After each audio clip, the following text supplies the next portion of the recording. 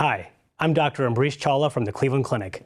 I wanted to share an interesting case from our rheumatology clinic that underscores how rapidly progressive musculoskeletal symptoms can occasionally serve as the first clue to an underlying malignancy. An 81-year-old woman with a past medical history of osteoarthritis status post bilateral shoulder replacements, hypertension, hyperlipidemia, and hypothyroidism presented to our office for further evaluation. She was referred to our rheumatology clinic for evaluation of worsening joint pain in the setting of an elevated erythrocyte sedimentation rate. During the initial visit, patient endorsed recent worsening in fatigue with generalized weakness after returning from a recent vacation. She noted an acute onset of painful hand stiffness and swelling bilaterally associated with numbness and tingling. Review of systems were positive for fatigue and subjective brain fog associated with difficulty concentrating.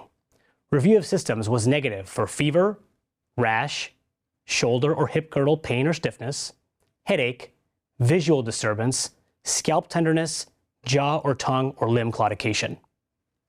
Per patient's family who was present with her in the office, her symptoms were a rapid decline from her baseline functional state.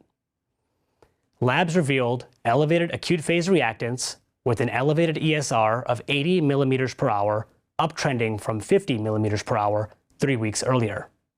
Her labs did not demonstrate any abnormalities on complete blood count or comprehensive metabolic panel.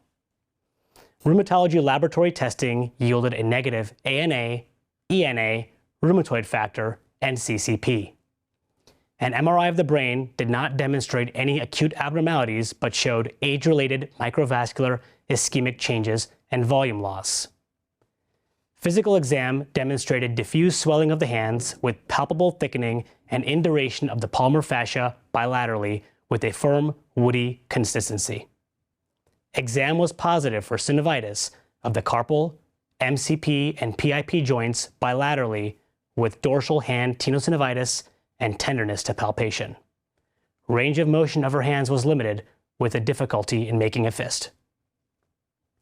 Inpatient hospital admission was recommended to facilitate an expedited evaluation in light of several concerning factors, including 1. The acute onset of musculoskeletal symptoms, 2. Distinctive physical examination findings consistent with Palmar fasciitis, 3. A progressively rising ESR, and 4. A limited and suboptimal response to anti-inflammatory therapy. In the hospital, patient underwent pan-CT scan.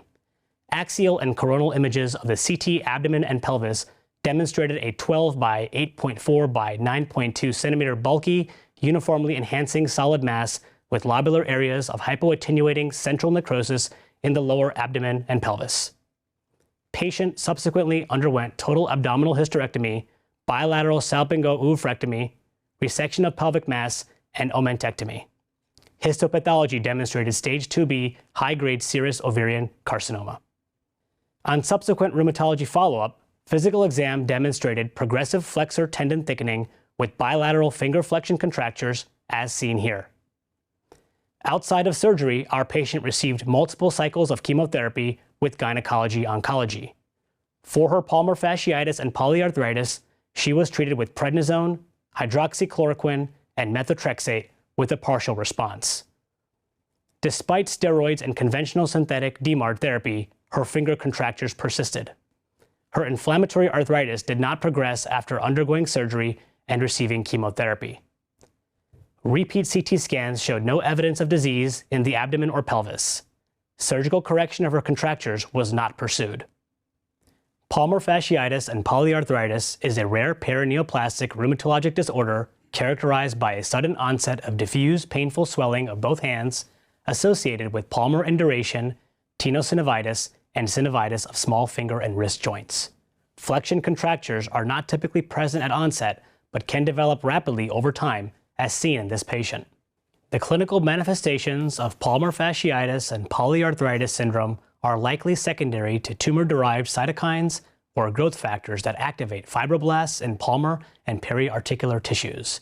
Key histological findings include fibroblast proliferation, increased production of extracellular matrix components, and lymphocytic infiltration.